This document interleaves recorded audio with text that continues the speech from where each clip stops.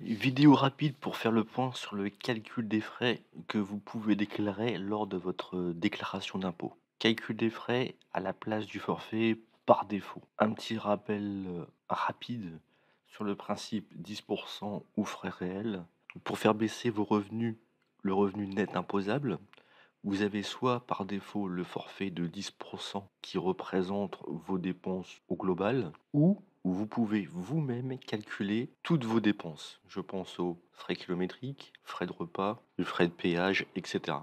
Alors, pourquoi cette vidéo? Car en fait, il existe déjà une vidéo que j'avais déjà faite sur la façon de faire ce calcul. Et bien tout simplement parce que tout le monde s'est aperçu qu'il y avait une flambée au niveau du pétrole, les carburants avaient vraiment augmenté au niveau du tarif. Certes, il y a la baisse des 15 centimes que l'État nous offre directement à la pompe. Donc la méthode de calcul, elle, n'a pas changé au niveau des calculs des frais de déplacement. Ce qui a changé, ce sont les montants. Les prix des carburants ont flambé.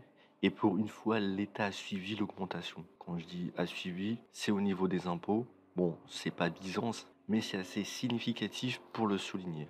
Donc on va comparer 2020, 2021 et la nouvelle augmentation de 2022.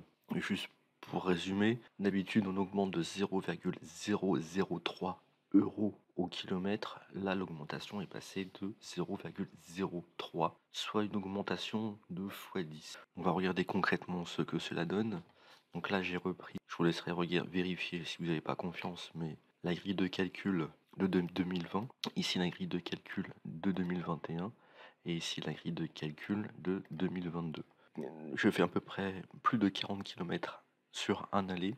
On sait qu'on ne peut pas déclarer au-delà de 40 km, mais en fait il y a x2 parce que je fais l'aller et bien sûr je fais le retour et je travaille environ 200 jours par an, ce qui me donne en fait un calcul de 16 000 km par an. Donc je fais 16 000 km juste pour aller travailler tous les ans. 16 000 km, donc je me situe en fait dans cette grille-là. On va considérer que j'ai une voiture qui fait 5 chevaux fiscaux. Donc en fait, par défaut, je vais comparer ce qui est comparable. Je vais comparer ces montants. Donc on voit déjà que entre 2020 et 2021, il y a une augmentation de 0,03 centimes et une augmentation au kilomètre et un petit forfait qui était ajouté en plus dans cette grille qui est pas grand chose, qui est de 12 euros. Si je compare entre 2021 et 2022, je vois qu'il y a quand même une différence quasiment de 0,03 centimes et 120 euros en plus en forfait global. Ce que je vais m'amuser à faire,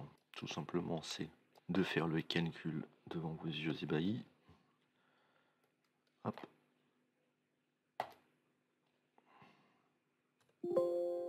Donc ici, ça me donne une réduction de 6068 euros à déduire sur mon net imposable. Si je refais ici le même calcul, entre l'année 2020 et 2021, j'avais une différence à peu près de 40 euros, 60. Et si je refais le même calcul pour cette année, la différence n'est plus de 6100 mais plutôt de 6700, soit un delta quand même de 600 euros.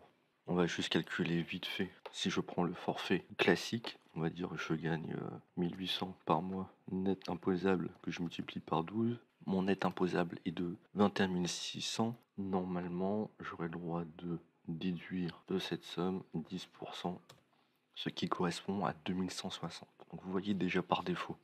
Il est déjà, même en 2020, il était déjà plus intéressant de retirer les frais de déplacement plutôt que le forfait. Et aujourd'hui, avec la nouvelle grille, par rapport aux années précédentes, je peux encore déduire 600 euros supplémentaires. Ça, c'était pour le cas concret. Vous verrez que chaque cas est un peu particulier. Je pense que cela vaut le coup de se pencher 5 minutes dans le calcul. Vous voyez qu'il suffit de calculer, faire le calcul en moins de 5 minutes.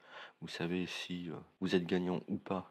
Et je pense que cette petite différence de 600 euros sur une moyenne, ça peut être intéressant de faire le calcul pour justement baisser vos impôts. Par exemple, j'ai un delta au niveau des impôts au final de 300 euros à ne pas donner sur l'année aux impôts en faisant ce petit calcul. C'est un calcul qui est tout à fait légal. Ce sont les impôts qui me laissent le choix. Et en réalité, c'est l'argent que j'ai déjà donné en faisant mes pleins d'essence pour aller travailler. Et juste pour info, sur un plein, vous payez déjà des impôts, 60% de peu près de taxes. Donc je vous dis à vos calculettes, et allez, bisous.